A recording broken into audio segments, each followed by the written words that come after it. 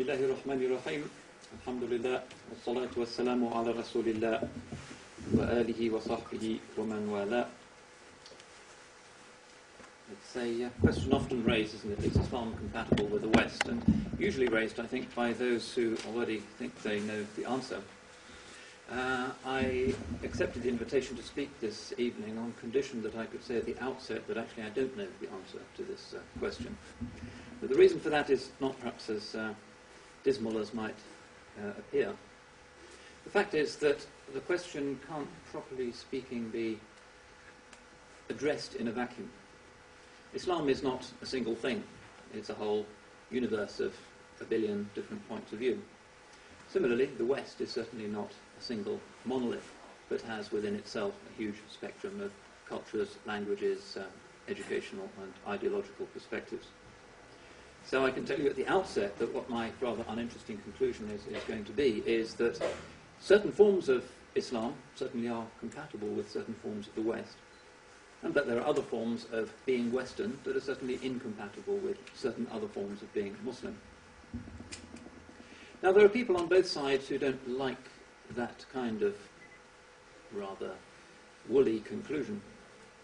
Basically, I think, because they would like the world to be a lot simpler than in fact it is. Particularly those people who feel challenged by rapid change, who feel that perhaps they're in danger of being left behind, who's recently experienced war, turbulence, upheaval, all kinds of transformations that just about every society in the world has experienced within living memory. They're insecure, and therefore what they're looking for is an identity.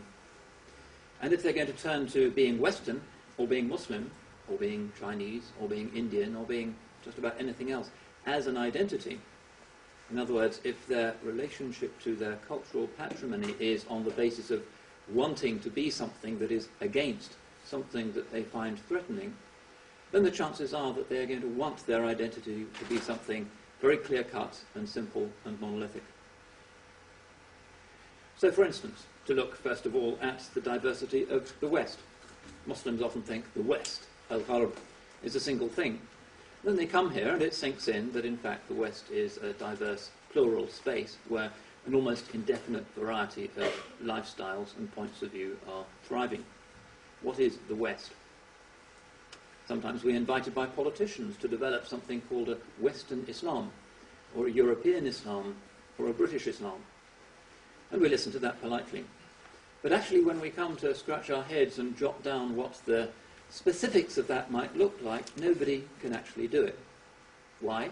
Firstly, because Islam is diverse, but also because Britishness is diverse, Europeanness is diverse, being Western is so hopelessly diverse that there simply isn't a checklist, little boxes that you can tick to define whether you're British or not.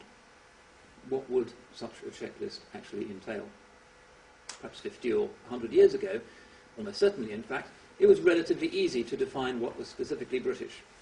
But now, thanks to globalization, it's really very hard to determine. If you walk through the Arndale Centre here in Luton, or even down King's Parade in Cambridge, let alone a more obviously up-to-date international space like an airport terminal, for instance, what is it that's specifically British, or even generically European?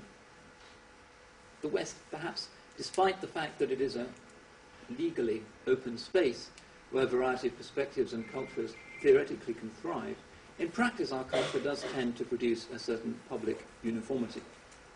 But what is it that's specifically British or European about our current reality? Not very easy to define.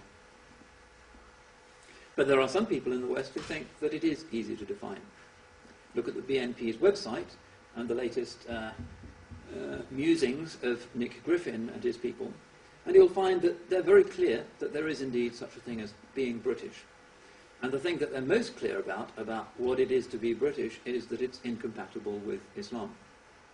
In fact, the principal reason why people join far-right neo-Nazi movements in modern Europe, and they are thriving, and there are equivalent movements in the United States, Australia, and elsewhere, is because they want to define themselves as being what is not Muslim.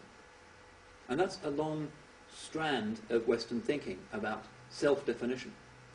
How did Europe originate, after all? The Romans didn't work with a category called Europe. still less with an idea of the West.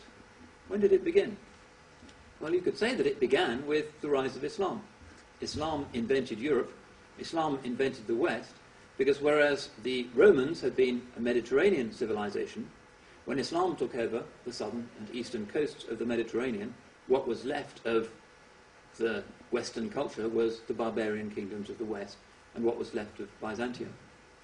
So when they came to design the new euro banknotes, and again they scratched their heads in Brussels and tried to figure out what it is that Europe has in common, what defines it. What's a symbol that the Latvians and the British and the Irish and the Italians can all agree on as somehow representing what they are, that you can put on the banknotes? They couldn't come up with anything at all except for the map of Europe. And the map of Europe as defined by that part of Europe which is not Islamic. When you go towards the south and the east, you see that the map becomes a little bit vague